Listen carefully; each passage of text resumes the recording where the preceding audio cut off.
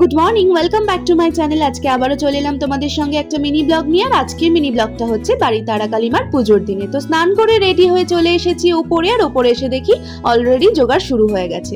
মা, দিদি, জেঠিমা তো জোগাড় করছিলই, এইবারে অ্যাড হয়েছে আমাদের সঙ্গে আমাদের ছোট খুদি। ও দিদির সঙ্গে বসে সুন্দর করে প্রদীপগুলোকে সাজিয়ে নিচ্ছিল। আর আমাদের বাড়ির তারা কালীমার পুজোটা কালী পুজোর ঠিক আগের দিনই হয়, বিকেল থেকে পুজো। আর সেই জন্য জেঠিমা, মা, দিদি সবাই মিলে বসে পড়েছিল আগে থেকেই, সকাল থেকে জোগাড় করার জন্য। আর এখানে দাদা তারা কালীমাকে স্নান করানোর জন্য রেডি করছে, আর এখানে স্নান করাতে শুরুও করে দিয়েছে। তারপরে এদিকে এসে দেখি রাতের বেলার রান্নাও শুরু হয়ে গেছে। তো সেটা দেখে আমি নিচে এসে একটুখানি লাঞ্চটাও করে নিলাম।